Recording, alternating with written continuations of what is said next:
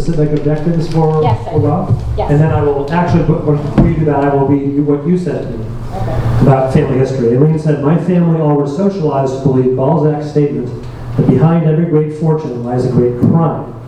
Consequently, we are mostly academics, are idealistic, fly coach, and don't eat out much." I think that we went overboard, actually. Live and learn. Aline. Okay. So, Rob's speech is how do we adapt?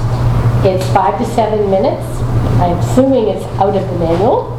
The goals are to give an inspiring presentation where the audience members can come away with at least one practical suggestion to use in their own lives and at least one story of Rob's. Thank you, Aline. Rob Kantor.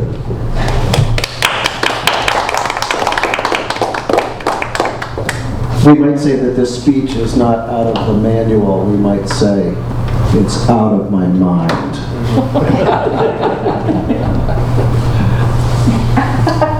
I think sometimes I am my own Dutch uncle.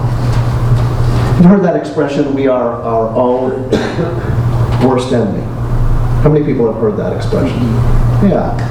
I think that comes from some level of fear, some level of impatience. I entitled this speech, "How do we adapt?"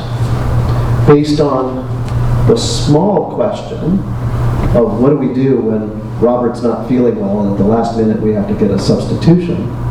But I'm also speaking in the large, almost Darwinian view as well. I alluded earlier to what's happening in our society as being maybe an outcome of how we were raised in our families. And my own particular point of view is I think I'm pretty much like anybody else. I say swear words and call myself names that I can't say in Toastmasters because we're a very polite society here. But you know those horrible phrases.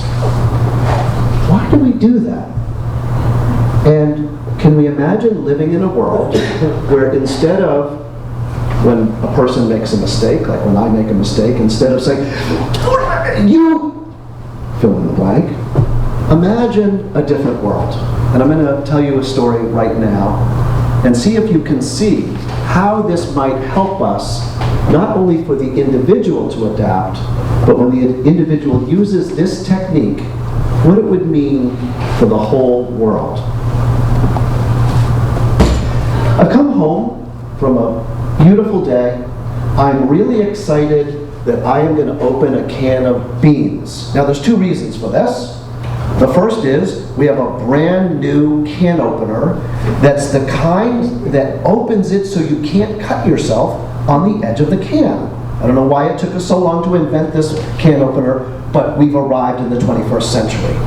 The second reason I'm excited about this can of beans is I've discovered that eating legumes every day is actually impacting my health and making me feel better.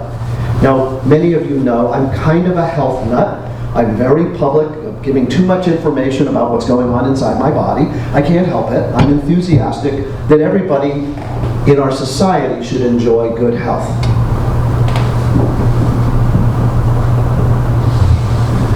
We start to open the can.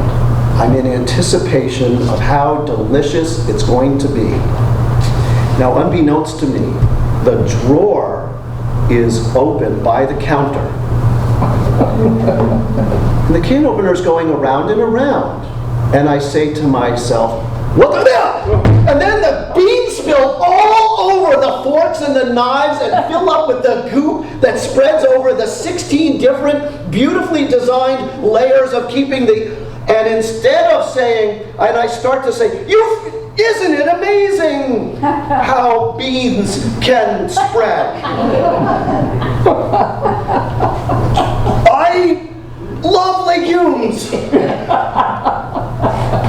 I am fascinated by the distribution of fluid and solid objects in this drawer. It worked. The devil, Chris, wanted me to deride my intelligence and put me down really low. It had a litany of things that it was whispering, but I snapped it right away. I nipped it in the bud by saying, while I was angry, right? I was speaking loudly, but I inserted kindness, fascination, wonder, the wonder of beans. I couldn't make a bean myself. I wonder who made these beans. So, how do we adapt when we're in a world when something small might happen, where somebody needs to substitute speaking at the last minute? Or how do we adapt when somebody in our family does or says something that makes us incredibly upset? How do we adapt when we arrive at our building or our club and we're told, "I'm sorry, your room is taken, we forgot to tell you"? It's been said that those who can adapt in the moment, who can manage their own stress level and be open to whatever comes with a magnanimous attitude, does two things. The first is to the self.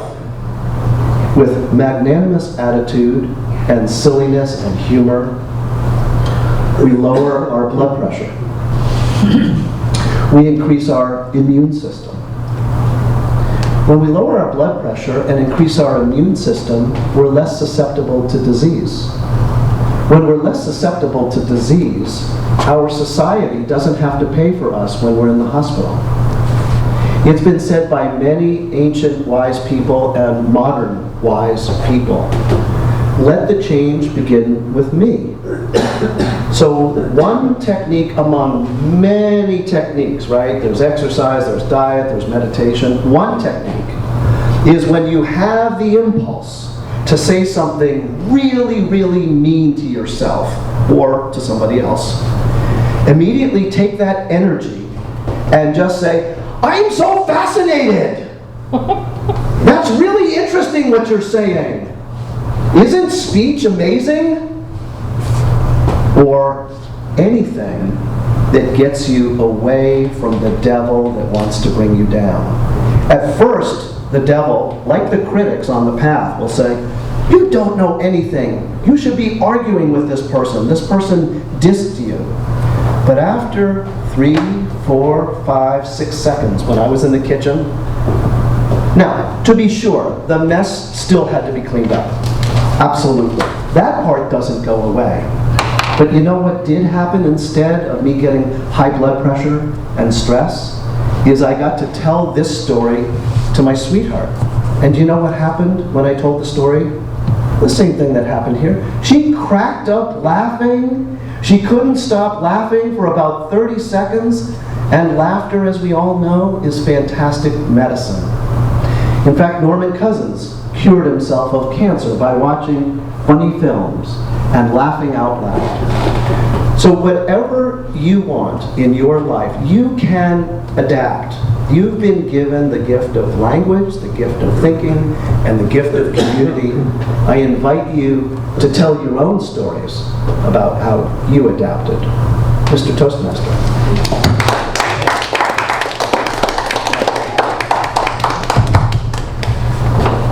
Rob, you always amaze me anyway, but the fact that you only learned about 2 hours ago you were talking and did that is even more amazing. I don't know how you do it.